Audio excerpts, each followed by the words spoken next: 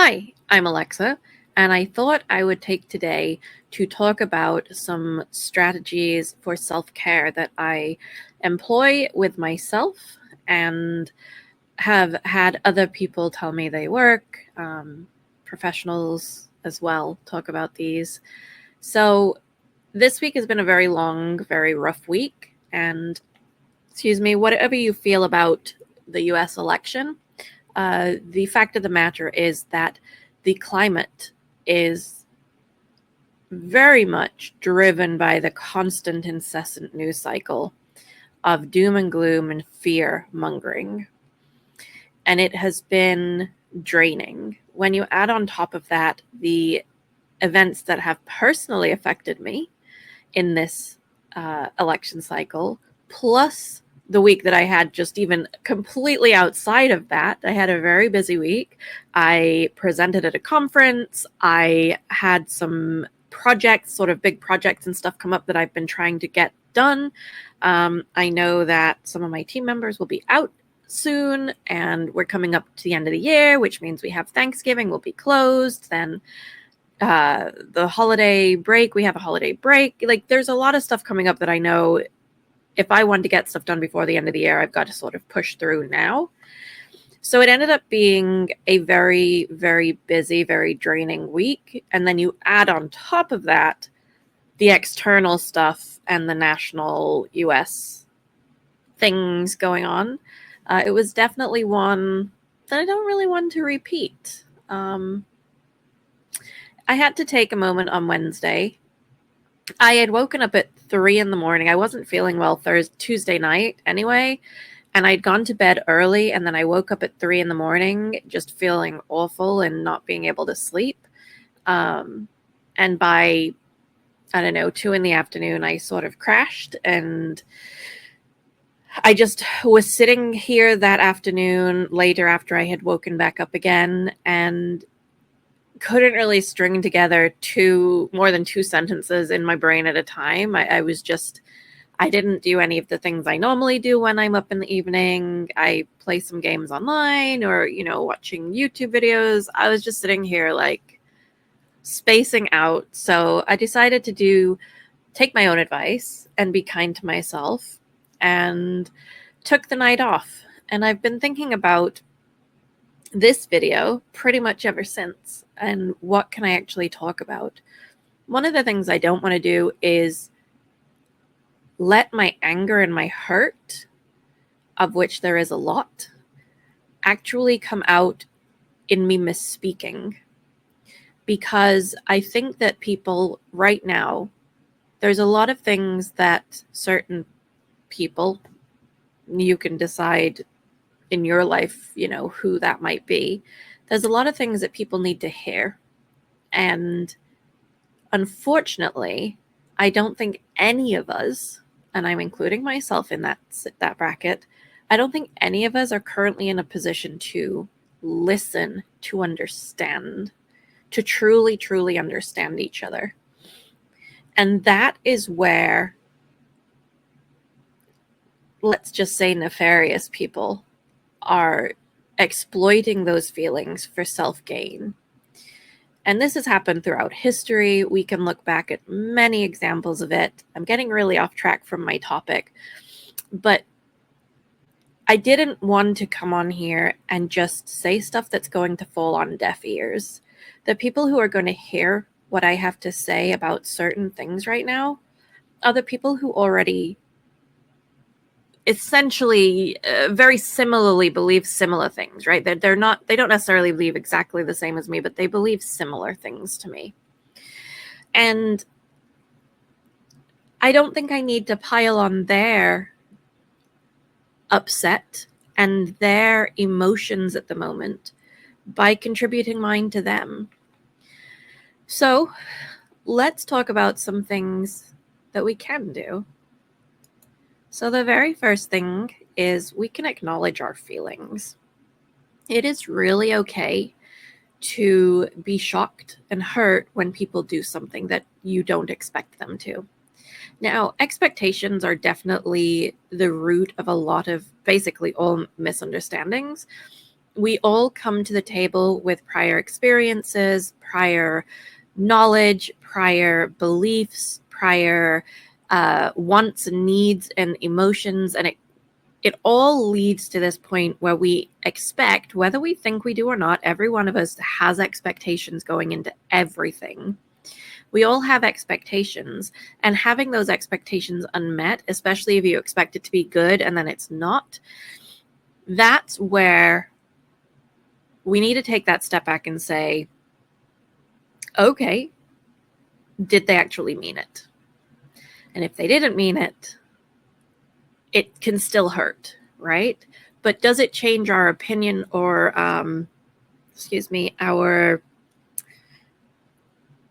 reaction to a person doing something if you know they meant well, and then also if they realize they did mean well, but then their actions went awry, have they then taken accountability for it? I think there's a big difference in the range of responses that can occur.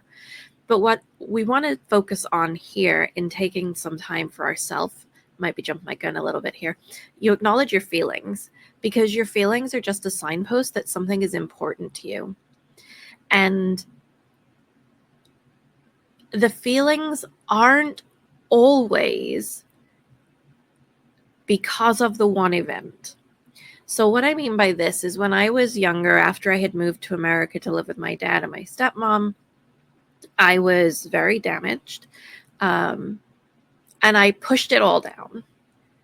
I just went through the motions and carried on. And I wouldn't acknowledge my feelings. And part of this was a taught behavior, because if I had shown certain emotions with my mother, it would have made certain things 100 times worse. So I pushed everything down. I hid it. I never dealt with it. But then something really stupid would happen. And I mean, like, just stupid. Like, someone uses your cup, or like your favorite cup out of the cupboard, right? Like something so minute. You don't even care that you don't use that cup. You're just mad that they used it. And it just would set off this thing where this frustration would come out. But the real frustration was not about the cup. It was about a bigger thing, which would have been not having my expectations and needs met. But I don't think I had ever expressed my needs, now that I look back on it. But this is one of those things where that emotion was really important, and it was a signpost, but it was the straw that broke the camel's back. The event that happened, I don't even know if it would be over a cup, but whatever. It was just something stupid, right? They're so stupid, I can't even remember what they were. So if you take that time and you actually look at your emotions and you try and think about where they're coming from, it kind of goes hand in hand with my second point, which is to take some time for yourself. Now, I want to make it very clear, like, taking some time for yourself can, if you have the ability to do so, mean literally taking time off, taking time away, going somewhere, doing something. It could mean taking an hour for yourself. Heck, it could be taking 10 minutes for yourself where you lock yourself in the bathroom in the morning and no one can talk to you, right? It could be taking 10 minutes to go sit outside and drink your morning coffee, which you don't normally do that, right? Or whatever it is. It could be in taking a vacation for a week. Taking time for yourself is really the way I did on Wednesday, giving myself that grace to say, this is not something I'm able to do today. This is not something I have the energy or ability to do that would help others today, that would be to my standards, which we can talk about how my standards might not be just good enough, but more than that. But taking some time also means doing the things you have to do for yourself. So in some cases, and I again harken back to when I moved to America, taking time for myself then really was going through the motions. It was giving me time to subconsciously, very poorly, deal with stuff that was happening. It was not making any major decisions that would affect the rest of my life before I had had time to come out of the shock that I had been in. So this week, taking time for myself, I went through the motions with work. I actually did more than that because I know I have to get stuff done. For me, I actually find refuge in my work. It is kind of the only way I can think of to say it. I find a lot of personal satisfaction and probably self-worth out of how good of a job I am able to do. And I do my work for me. I do what I do for myself. And yes, I think about other people all the time, and I definitely factor that into decisions that affect other people.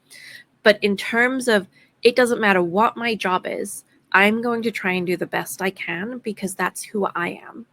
So for me, taking the time this week to focus on my job, which I had certain things, like I said, I presented at a conference. I wanted to do the best I could there. I had some other projects going on. For me, taking that time, not watching any news. I refused to watch news this week. I wasn't watching any of the results as they come in. I figured I'd get them in the morning. It was my way of honoring myself and giving myself the grace and the space and the time that I needed, at least for as long as I was able to. So the next one is to spend time with trusted friends and or family. Now, this one, you don't have to do it right away. None of these things you have to do right away. Some of these things, I mean, I would say acknowledge your feelings when you see them. You don't have to deal with them, but at least acknowledge them. Oh, okay, that's a feeling. But if and when you have time, one of the most powerful things that has happened to me was when one of my previous cats, I had to put them down. They had a stroke. They were like 18. I want to say they were 17 or 18 years old. And, you know, I knew it was coming. And I wish I'd actually called the vets the night before and said she needs to come in. Something's not right. And then she had a stroke in the evening after, it was like midnight or something. And I should have pushed to take her in the night before. I should have trusted myself and said, it's okay if it's an emergency cost. I should have just done it. But I just felt really bad because of the way that did occur. Like I knew I got home from work and I'd called the vets and I said, look, if she's still okay tonight, let's bring her in first thing in the morning. And yeah, she ended up having a stroke in the middle of the night and was essentially, cats have strokes and it paralyzes their back legs. It was just heartbreaking. I ended up taking her in very, very early in the morning and did pay the emergency visit once I realized what had happened. That evening, it was early in the day, my friend was like, you need to come over tonight. And I said, I will just be the worst company tonight. And she's like, I don't care. You don't have to say anything. So I went over there and I sat in the recliner and I had her son laying on one side of me and her daughter would come and lay on the other side and then go and run in the kitchen and come back and give me more hugs. And I barely had to talk the whole evening. And it wasn't about saying anything or doing anything, although those things can be very, very beneficial and wonderful for us when we experience. But to be able to just sit there, not alone, was a massive thing. So when I say spend time with trusted friends and family, I'm not saying go out and be super social. I'm saying it's always good to be with someone and maybe they feel the same, because sometimes shared misery is half the load, right? And shared joy is double. So then the fourth thing I was thinking about, which I haven't yet done, although you could consider this, this is creating. Journaling is something that I've done off and on, and this is one of those things I think is super powerful for you if you don't know what your feelings are or where they're leading. You can get, and you might have intrusive thoughts too, thoughts that you don't want to think because you don't like them. Every single one of us has had a thought when someone's frustrated us and we're like, oh, I wish they would just do something, and you get super mad. And then you realize and you take a breath and you're like, no, I don't wish that on anyone. I don't wish harm on people. That's an intrusive thought when you have things like that. An intrusive thought is when you're driving and you're like, if I drove into that brick wall and died, no one would care. That's an intrusive thought if it just randomly pops up into your mind. It's also probably not a very good thought to be having. But it's an intrusive one. And people have intrusive thoughts. These are okay. You can write these things down. And I do find that for myself, I will go in my shower or I will be around my house and I will be having these imaginary conversations. I'll actually have them out loud because sometimes just saying the words, going through that motion of saying them, it's letting the energy out of my body. It's getting it away from me. And then after I've released it, I can sort of stop and say, okay, I've gotten that out. What was the emotion driving it and where was it actually coming from and what can I do next that's rational and within alignment with what I value and what I believe in my morals, right? Now, art, I love art. I have art around my house. I don't know that it's anyone else's style. I have a lot of my own paintings and things up. But art is not just painting.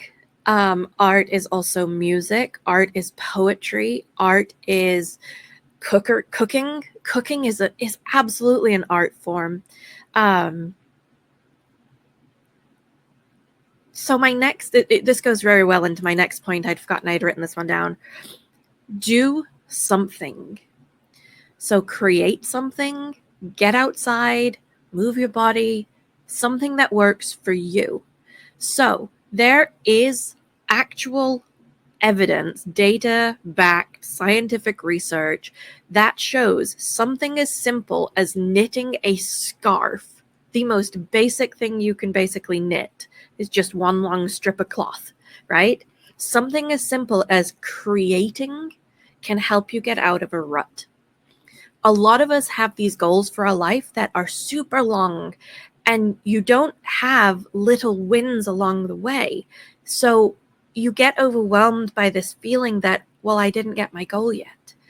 And if you take it back to basics and you literally just create something simple, something small, it can actually give you that motivation to then keep going for your other goals. So definitely get outside if you can. They say, 15 minutes in green nature environment has incredible mood elevating properties. They even have said that if you can't get outside, having a nature picture that you look at that's in front of your desk or whatever, that can have the same effects. Now, I need to do more about getting outside. That is definitely something I need to do more of. So I am right with you all. And these are the things I'm telling you, like, they have helped me. It doesn't mean I do all of them all the time consistently. So this is a really good reminder for me, as well as hopefully for others, on some of the things we can do. And you don't have to do everything all at once. That's the beauty of it. You can kind of go back and forth. So the last one that I do want to talk about very, very briefly is seek professional support if you really need it. There are so many helplines out there, free numbers for you to call depending on your situation and if you need help. But also if you do have health insurance and are able to, and it's much more of a long-term thing for you, going to talk to someone who is objective, completely out of your situation, not related to it, doesn't have any buy-in to what happens on the outcome.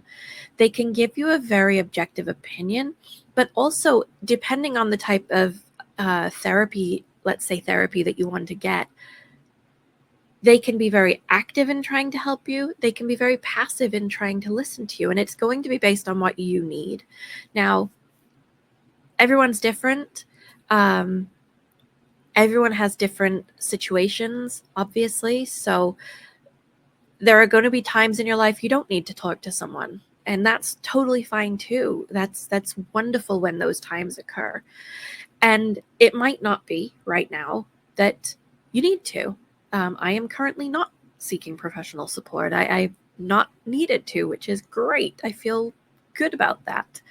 But it's not something that I'm ashamed of to say that I have in the past when I've had struggles, and that I will again if I need to, because it is so valuable to be able to go somewhere, not be judged, and to be able to talk to someone through the feelings and the thoughts that I have. I hope that no matter what you believe, no matter where you are in life, I do hope that you are okay. I hope that you are not trying to actively hurt others. I know that when we are in pain, we can lash out. And I hope that you are not there, and that if you are potentially in a place where you've lashed out, you can at least give yourself a little bit of grace to know that actions we take when we're hurt, actions that we regret, because we all have them, we all do those things. What matters now is how we move forwards from them, how we correct our own behaviors to be better and move forwards. And I hope that if you have been hurt by other people's actions, you understand that a lot of the time, not 100%, but a lot of the time, actions that other people are doing that hurt you are not necessarily intended to hurt you. They're probably a lot less to do about you than they are about what the person themselves is going through. I know that there are things in my past where people have been hurt by my actions. And when I look back, it is genuinely I did something about something I was hurting. And my actions came from that to try and stop my hurt. Yet they still had that consequence. So I try to understand that a lot of other people also are in that situation. And there's more than enough pain to go around right now. So if we can take that step back and try to start understanding each other, I say that. I know it's difficult. I also know that a lot of us have tried to understand others. And it's very frustrating to hear someone say that you have to do that when you have been doing that, but you don't feel like others have been giving you that same courtesy. I get that. I absolutely get that. It comes down to fully hearing and understanding where other people are coming from. And I think that that's a skill that we have to work on and we have to continue to develop throughout our life. It's not a one-time learn and done. So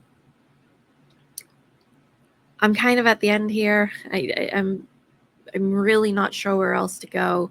I hope that what I have said today has been taken in the way it was intended, which is to encourage us all, including myself, to take that breath, to be kind to ourselves, to stop letting emotions control our actions, and to those emotions when they're high can stop us from understanding each other. So to really remember to take that pause, to let the emotions release them in a safe way, like journaling or art or talking to yourself in the shower, whatever it is that works for you, so that we can come back to understanding each other. Whatever's going to come is going to come. Now, there are smarter people than me who are completely removed from the politics of this country, and their predictions in the past 20, 30, 50 years have been correct practically every time. And so, yeah, it can be very, very, very hard to see certain things that are almost certainly going to come. But just remember that today, worrying about it isn't going to help us. Do something. Create something. It will help settle your nerves, and it will help you move forwards into doing other things. And when we do things, we feel better about ourselves and about where we're going, both individually and as a society. It can add up. If you made it this far, I thank you. This was a longer one. As always, if you made it to the end, I really do appreciate you being here. Take care of yourself. I will see you on the next one. Be kind to yourself.